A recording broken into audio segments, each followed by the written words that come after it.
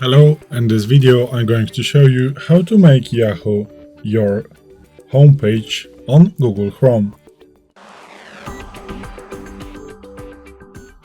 So, once you open your Google Chrome and this is going to bring you into Google and you want to have a Yahoo here right now, what you want to do is to go to the settings by clicking these three dots in the top right corner and then go to the settings.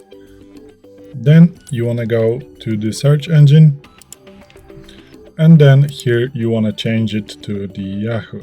So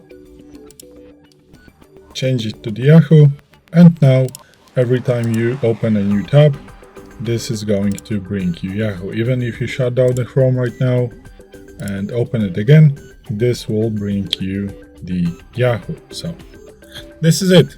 Thanks for watching. I hope this video helped you. If it did, please leave a like and consider to subscribe to our channel.